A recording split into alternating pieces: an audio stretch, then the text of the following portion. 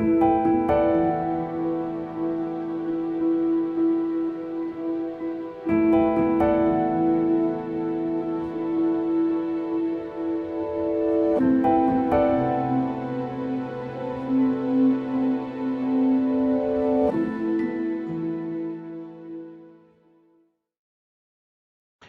afternoon. I'm Jonathan Capehart, opinion writer for the Washington Post. Welcome to Washington Post Live. Today, we're looking at America's infrastructure needs and the safest and most economical ways we can meet those needs. Now, we were hoping to talk with Transportation Secretary Pete Buttigieg, but official business has called him away. But he will be here tomorrow at 11 a.m. Eastern, so please tune in for that. In a moment, we will talk with Delaware Senator Tom Carper, chairman of the Senate Committee on Environment and Public Works.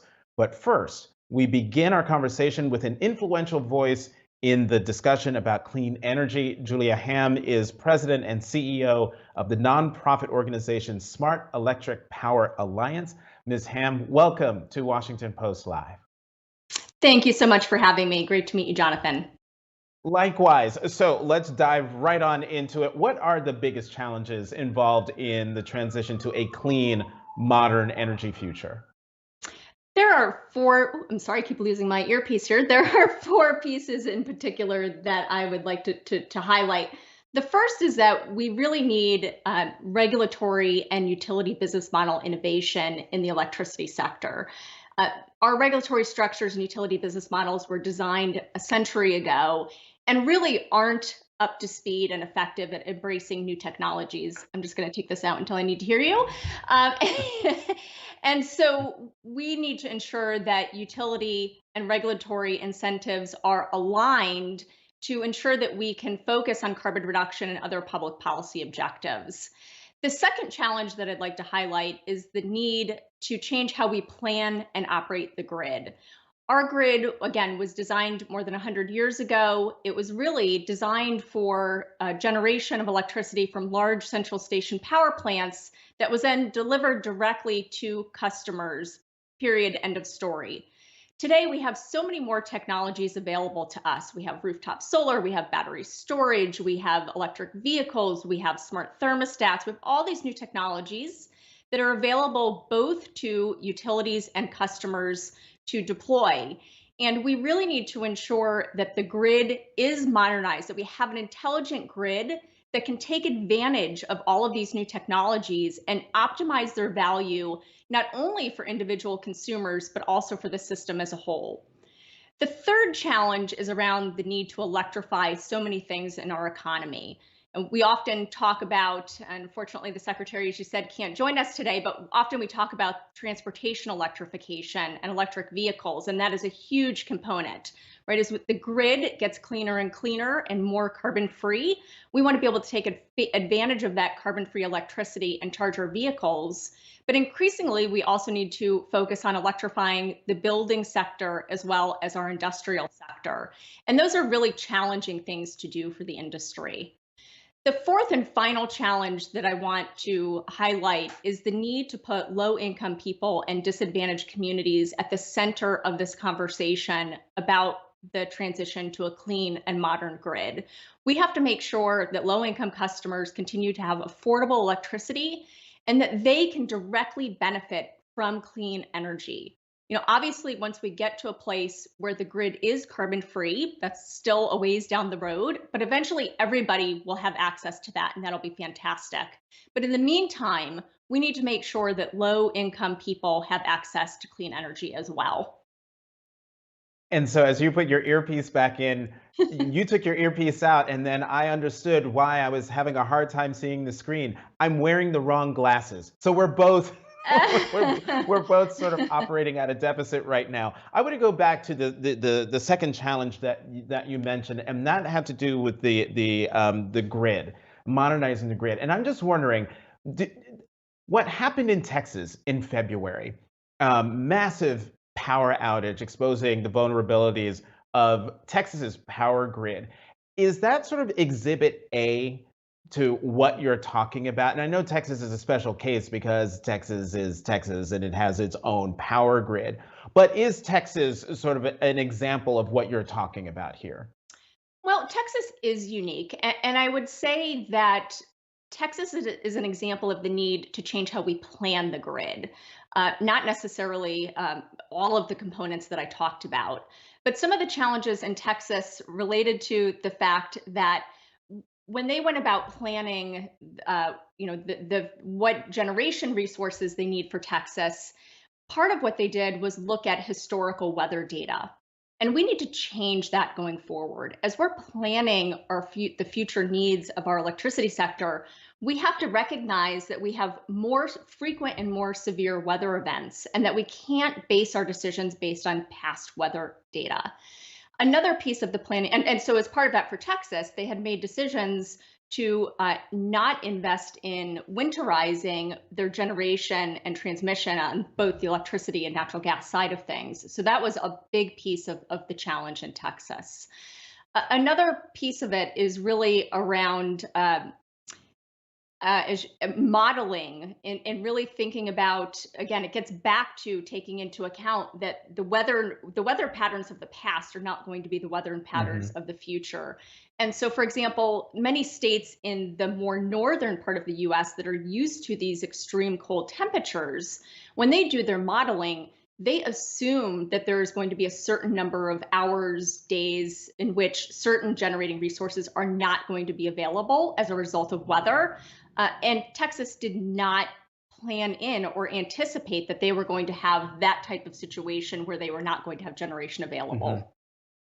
So you believe, to pivot away from Texas, you believe that the most effective way to secure America's power grid is for a quote smart transition. What does that mean? Well, yeah, that's very important to us. When we say a smart transition, we mean that we are thoughtful, intentional, and that we are really balancing all of our objectives. We need policymakers and decision makers to understand the trade-offs of every decision, right? We have always within the electricity system focused on safe, affordable, and reliable, and those continue to be absolutely critical. But now we're adding in clean and equitable. And with every decision, there are trade offs amongst those five objectives. And so for us, a smart transition is one in which, again, we're very thoughtful about each of those safe, affordable, reliable, clean, and equitable, and making sure that we are not making decisions that are going to have, or we're minimizing the number of unintended consequences. As I said before, we're going to hear from Chairman Carper today and Secretary Buttigieg tomorrow about their infrastructure priorities. You have said we need greater emphasis on investing in the distribution of energy sources. I think you touched on some of this in your first answer, but talk more about that. Yeah, absolutely. So when we look at the Biden administration's infrastructure plans, there is a phenomenal focus on investing in the transmission system, which is absolutely critical to get to carbon free. We need to be able to move clean energy, carbon free energy sources around different parts of the country. And there's also a huge focus on investing in EV infrastructure, making sure that we have the charging stations necessary for an electrified transportation sector. The third piece where we'd like to see a bit more focus is on making sure we have continued investment in the distribution system. And the reason for that is that as we have all of these electric vehicles coming onto the system, as we have more distributed solar, more storage, all of these new technologies coming onto the system, we need to make sure that the distribution system has the necessary capability for not only two-way power flow, but really two-way communications and the ability to effectively um, maximize the benefit from all of these different new things that are being integrated into the distribution system. So there's just a lot of work to be done. The grid has been getting smarter. Back in the Obama days, we had significant federal investment to help deploy smart meters, but we still don't have 100% smart meter rollout in the US. There are other technologies that are needed on the distribution system to make sure that there is visibility for the grid operators to understand what all of these distributed technologies are doing in order to ensure that we can always have have a balance, the right balance of supply and demand, which is what ultimately ensures we have that reliability we need. Now, just a second ago, you used the acronym EV, and I am so hip that I actually know what you're talking about, electric vehicles. And you drive an electric vehicle. How I important a role do. will they play in lowering our carbon footprint? And to add to that, what do you say? What's your sales pitch to people to go from their gas guzzling vehicle to to EV? Yes. So, to your first question, EVs are a critical part of this transition. The transportation sector, I apologize, I don't know the exact number off the top of my head, but I believe it's in the 20 to 25% contribution to carbon in our society. So, switching from the traditional way of powering our vehicles to powering them through clean electricity will make a big difference in carbon reduction. In terms of what do I tell people, I am not a car person. I have never been a car person. I love my EV. And yet do I love that it's clean and it's good for the environment? Yes, but that's not why I love it. It is just an amazing car to drive. It's just such a positive experience. And that's why, I really encourage people, get out there and go test drive one, right? Just go to a dealership, test drive an EV and see what you think, because most people when they do that are like, "Oh my gosh, yeah, my next car has to be an EV." So you're not a car person, but now you're a car person. When you got into your EV, what was the one thing that made you go, "Oh my God, this is going to be my ride"? Was Oh. it the door handles? Was it the board, the pickup No, on acceleration? that's yeah, all this technology stuff is cool, but it really is the way it drives. It's just such a smooth, quiet ride. And I was my husband will be the first one to tell you I hate speed. But I will back in the days when I had to commute to work, there was always one spot where it was like, "Okay, I'm hitting that accelerator and I'm gonna fly because I've got this little straightaway." So the pickup, I mean, the acceleration is quite amazing, and even for somebody who doesn't love cars and doesn't like speed, I really, as you could tell, I actually really enjoy that experience. No, I was gonna say I can see you're beaming about this car. You might make me change my mind on if I get another car. But one more thing on cars, EVs. How plentiful are the charging stations? I mean, is that a concern that you're hearing from people who are worried about making the transition from gas to electric, that they'll get out on the road and then find that they're out of juice and can't get recharged? People really need to think about their own lifestyle and what is it that you use your vehicle for, right? And I think one important thing to understand is that for those of us who do already own EVs, 90 some percent of charging happens at home. So you get home, you plug it in, it charges overnight, it charges whenever you plug it in at your house. So most of the time you're charging at home. So the question only becomes when you have, if you're taking a long trip, right? Then that becomes a question of, is there enough public charging infrastructure?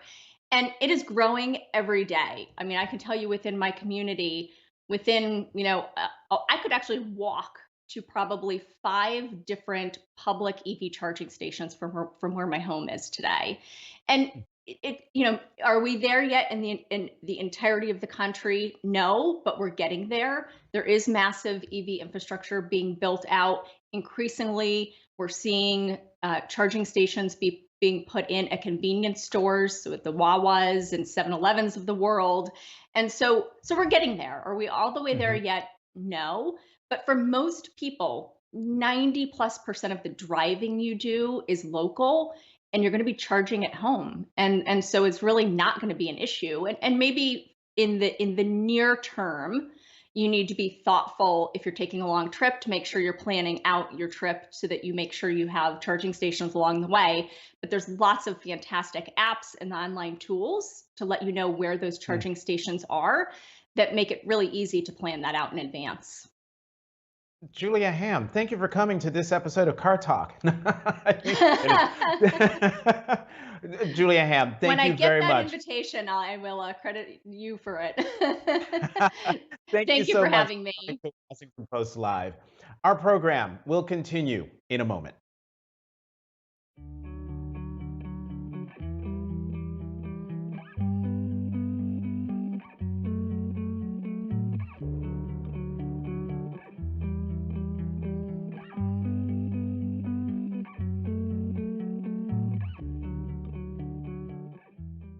Hello, everyone. My name is John DeBoer, and I work for Siemens, heading up the e-mobility business in North America. And joining me today is Drew Cullen, Senior Vice President of Fuels and Facility Services at Penske Transportation Solutions. Welcome, Drew. Thank you, John. Happy to be here. Man, I am excited by this discussion today. I think in the market, there's a lot of conversation around Tesla and Leafs, but we're here to talk about the other half of the equation. Because when we really talk about decarbonizing transport, it means electrifying the movement of both people and goods.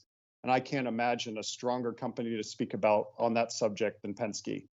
So really to get us kicked off here, Penske has really been driving innovation in the EV fleet, including the expansion of heavy-duty EV charging networks. Can you tell us a little bit more about the program? Yeah, I'd love to, John, and thank you again for having Penske Transportation Solutions part of this. So just so you know, we've been actually maintaining battery electric vehicles in our fleet for over a decade now. But our commercial heavy duty and medium duty battery electric fleet really started to take off in about June of 2018, and that's when Daimler Trucks North America asked us to get involved with their Freightliner electric innovation fleet. Our portion of that was to help them deploy medium duty and heavy duty Class 8 and Class 6 and 7 battery electric trucks to customers in the Southern California market, maintain those vehicles, as well as install the supporting charging infrastructure. So throughout 2019, we installed DC fast charging stations at 6 of our locations in Southern California. And those stations range from, a small 50 kilowatt single charging position system that we installed in Temecula, all the way up to the largest system in Ontario that, John, you and your team helped us out with the design and installation of, which includes 3 150 kilowatt charging cabinets, 6 charging positions, plus an 800 kilowatt battery storage system. And, as we sort of look back on those efforts, we were really able to build a network of DC fast charging stations to support our customers and our partners as we look to deploy even more electric vehicles. Drew, that's incredible. And when I reflect as Siemens on the 100,000 charging stations that we've put out into over 35 countries, there's some things that you did there in 2018, focusing on solutions like the 150 kilowatt chargers and adding battery storage that really capture the full picture. In Siemens, we refer to that as looking at it from a plug to grid concept. And you were one of the earliest in the industry, and that's an impressive start. I was wondering if you could share a little bit more with the audience your needs when building out EV infrastructure. Yeah, John, it's kind of funny, right? If you compare where we were at back in 2019 with sort of where we're at today, right, you're looking at the fleet, right? You're looking at when's the downtime, what's the utilization, what's the average daily miles, and you're trying to create this balance between cost effectiveness and efficiency with your charging system, as you and Siemens well know. Well, we didn't know any of that. So we really settled on 3 primary criteria because our team likes to keep things simple. And those included getting the fastest yet most reliable chargers that we could get our hands on, because we wanted to give our customers flexibility because we didn't know how they were going to operate the vehicles or what their charging needs were going to be. Plus, we wanted to make sure we limited the amount of downtime that they may have had. And then the third item was really we needed a network, a management system that we could control the chargers based off of the different operational characteristics that we were going to experience with our customers.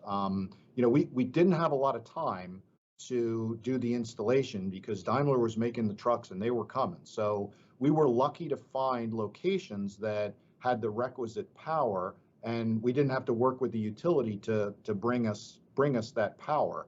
We already had it at our sites, but we did develop that relationship with the utility, and that was absolutely key in us getting that charging infrastructure in place in time for the arrival of the trucks. And Drew, that's another best practice. When we look at it, across the United States, over 500 utilities are now actively engaged in EV programs. And we encourage everyone, while you're going through the electrification journey, to work with those local utilities. And, again, another strong instance of Penske being proactive and really taking a best practice approach there.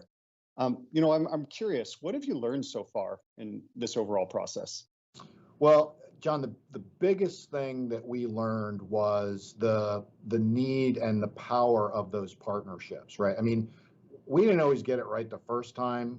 We didn't always get it right the second time either. So, you really had to have that understanding and that partnership to be able to get through all that, and everybody pulling the rope in the same direction, right? Because for the commercial, truck market, heavy duty, medium duty truck market, this is all new. It's all developing. We are still in learning, testing, tweaking, perfecting mode with these systems. But I truly do believe that it puts us, our partners like Daimler and Siemens, in such a great position to not only help our customers, but also the industry as they look to deploy zero emission equipment.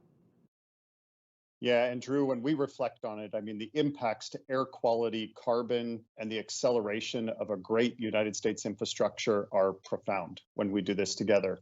And I have to admit, as Siemens, we have a commitment to be carbon net neutral by 2030.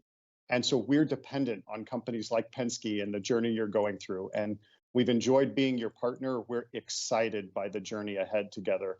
I want to thank everyone for joining us today, and now I'll hand it back to the Washington Post.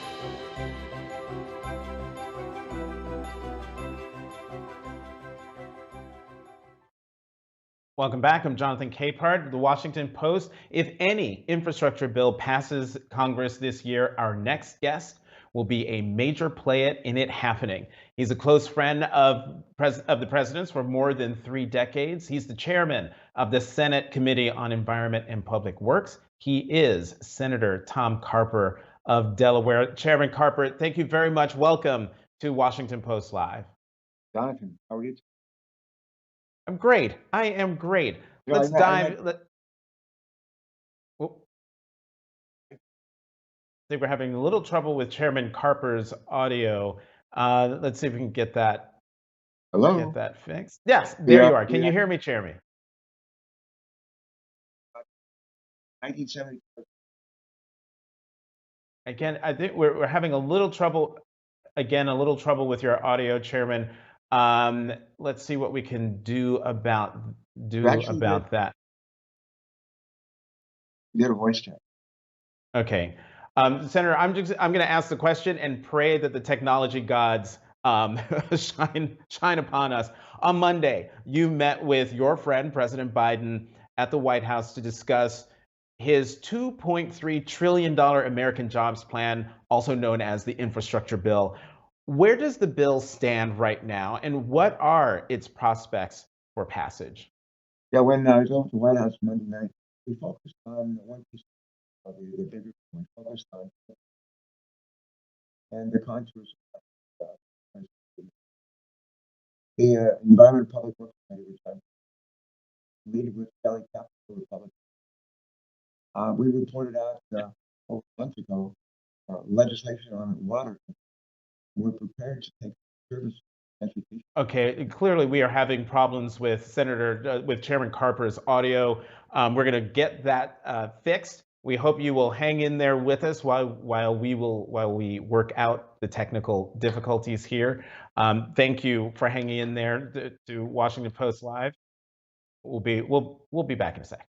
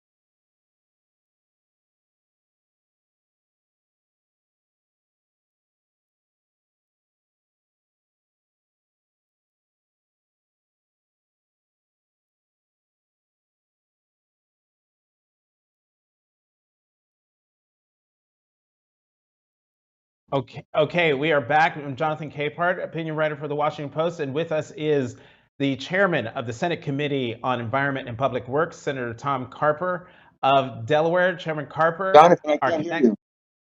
Now you can't. No, Can you?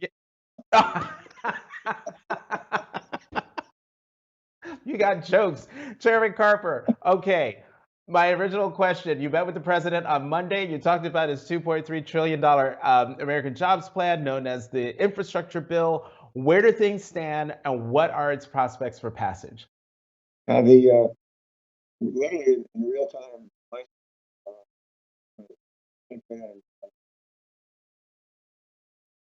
and it's Charlie Capital.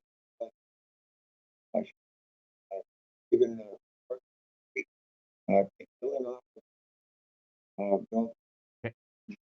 Okay, we are still having difficulties with Chairman Carver's audio. We're going to try one more time to reestablish connection with him. Hang in there one more time. Please stay with us. All right. We're going to get that fixed and we'll be back.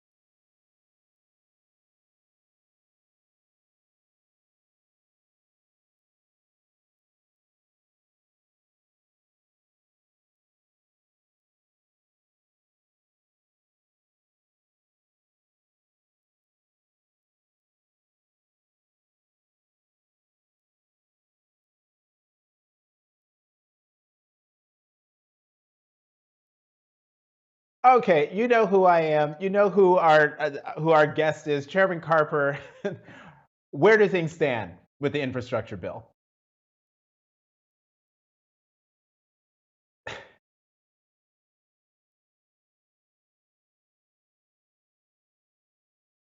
Okay, it just clearly technology is not our friend today. As you can see Chairman Carper responding to my question, but we cannot hear him. Control room, tell me we're going to try one more time. We're going to try one more time. Bear with us. We had a connection with Chairman Carper that was great until the moment we came on. We're going to try one more time. Hang in there with us, please. We'll be right back.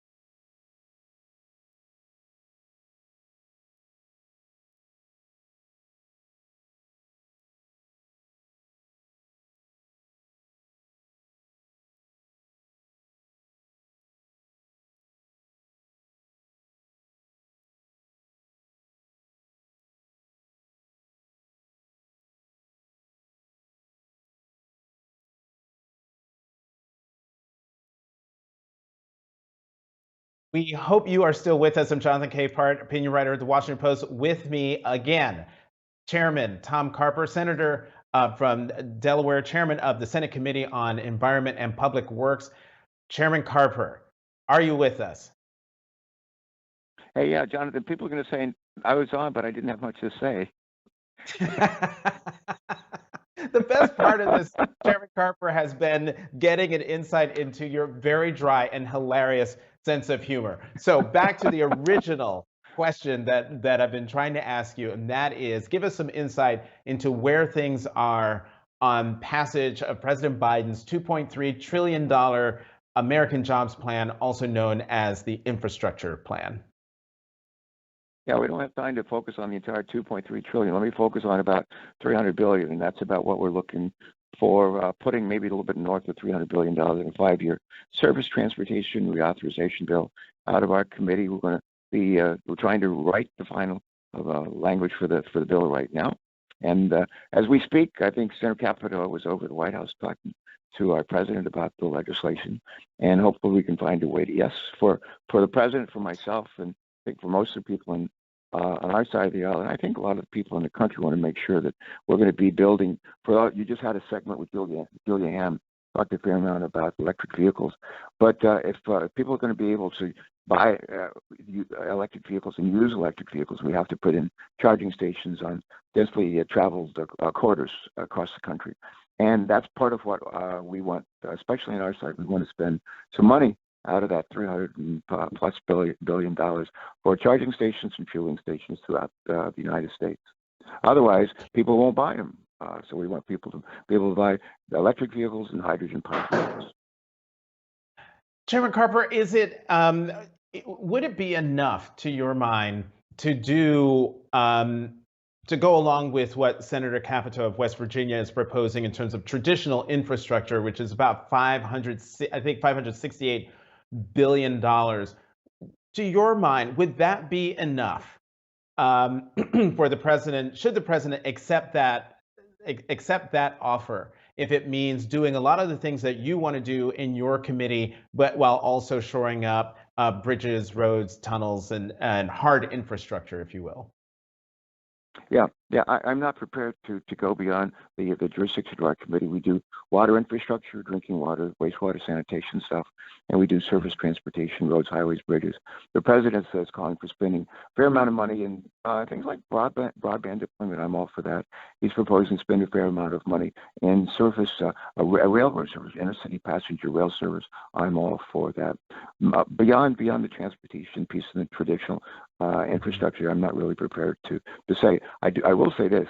I hope we'll spend at least $300 billion in 5-year reauthorization that will include a strong climate title, but also include a ton of money for roads, highways, and bridges, because we need them very much. And I think we ought to be able to agree, Democrats and Republicans, on those priorities. Well, to that point, and that actually anticipates the next question I was going to ask and that is, what are the possibilities of bipartisan cooperation when it comes to the American Jobs Plan? Are you optimistic that a bipartisan bill, package, plan can be agreed to? Well, on the first piece that we took up on the Senate that relates to the larger bill, as the water, wastewater treatment, clean water, drinking water, we passed it 89-2 on the floor. We passed it unanimously in our committee, and that's a pretty good start. And my hope is that it'll provide some encouragement for the rest of us in the Senate and the House, Democrats and Republicans, to find common ground with respect to roads, highways, and bridges. That's the next piece. And we'll see how the president's conversation goes with Senator Capito today. But I'm encouraged that we'll be able to find common ground with respect to roads, highways, bridges. We can find common ground with respect to broadband deployment, access to the internet across the country. A lot of places don't have it; they need it. And we should just use what we call regular order, Jonathan. And I think that will serve us well with each step that we take. That'll be a confidence builder, and will increase our trust and confidence. Each side will have some of their priorities met. But what we ought to be careful not to do is nothing. There's plenty to do here, but we ought to, if we can't find bipartisan cooperation and consensus on with the traditional stuff that I'm talking about, roads, highways, bridges, water, drinking water, broadband deployment, inner-city passenger rail. If we can't find common ground on those, heaven help us on the stuff that the president's proposal with respect to, say, human infrastructure, a lot of which is very important too. You know, you just mentioned this magic phrase, regular order, which in an earlier interview weeks ago with former Congresswoman Donna Edwards, she said that that was something she always heard when she was in Congress, but no one ever really found it. And when you said that, I was wondering about how seriously are you and the White House taking Republican offers, Republican overtures, their ideas for ways to negotiate over the American Jobs Plan. Are those proposals and are those efforts by Republicans, are you taking them seriously? Yeah. I'm a recovering governor, and with our governor, we had a Democratic Senate, Republican House. I learned at a fairly early age to be able to work with people on both sides, and I still do that.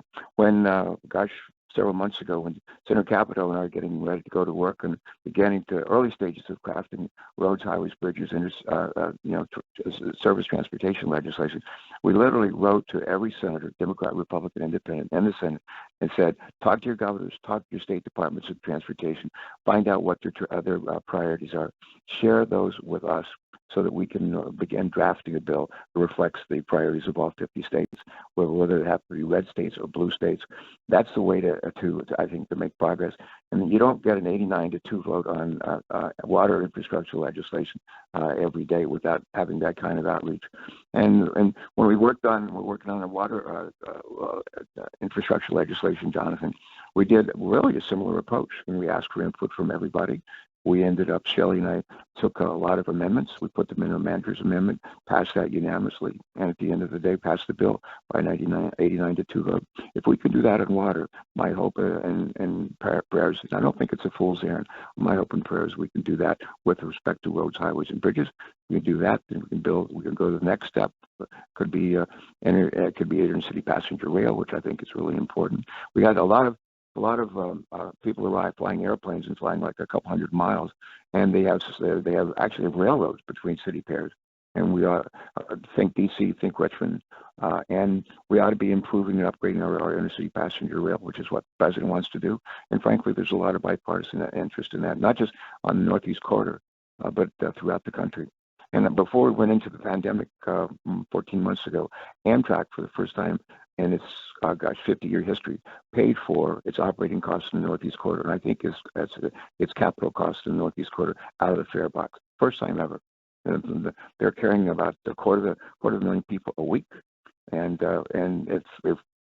once we get this pandemic behind us, they'll start doing that again. So I think there's a real appetite for inner-city passenger rail. The president wants to do it. I think there's a lot of interest on both sides. They offer that. And I know when it comes to rail travel, that is something that's important to the president, but it's also important to you. From what I understand, you and then Senator Biden, when you were both in the Senate together between 2001 and 2009, you both rode Amtrak from Washington back and forth, commuted together back and forth to Delaware. So your commitment to rail travel is well known. But one more question before we have to go, and that is, jumping off again, the phrase you use, regular order, regular starts with the letter R. There's another R word that we need to talk about, and that is reconciliation. Do you think that if the president can't come to an agreement with Republicans, or the Republicans don't seem like they want to come to a deal with the president, should the president go try to get this package through by a simple majority vote that would be granted to him under reconciliation rules? Yeah, when I was leaving the White House, I guess it was Monday night, they walked me out to my minivan. My light new Chrysler Town & Country minivan was over 600,000 miles on it. Can you believe that? Can't wait to get myself an electric vehicle. But the last thing he said to me, we talked about regular order, and he's an animal of the Senate. He's a product of the Senate. And he and I both believe in regular order. And to the extent we can make progress on water infrastructure, on service transportation infrastructure, on inner-city passenger rail through regular order, that's what we want to do. And to the extent that we ultimately fail, and it's not possible to make progress by going by regular order, then we have to look at other options. That would not be my preference, nor would that be his preference. And with that, we will leave it there. Senator Carper of Delaware, chairman of the Senate Committee on Environment and Public Works. Two things. One, thank you for coming to Washington Post Live. And two, thank you very much for your patience with the technical issues that we had to deal with this afternoon. Well, what does it say? When God closes a door, he opens a window. So he opened a window here for us for a few minutes, and we got this interview. So thanks for your patience and letting me spend some time with you. All right, take care. All right, thank you, Chairman Carper. And Bye-bye. as always, thank you for tuning in, and thank you for hanging in there and bearing with us as we dealt with the technical issues. As I mentioned, please tune in tomorrow morning at 11 a.m. Eastern when we will continue this conversation on infrastructure with Transportation Secretary Pete Buttigieg. You can always head to WashingtonPostLive.com to register and find more information about upcoming programs. Once again, I'm Jonathan Capehart, opinion writer for the Washington Post. Thank you very, very much, especially today, for watching Washington Post Live.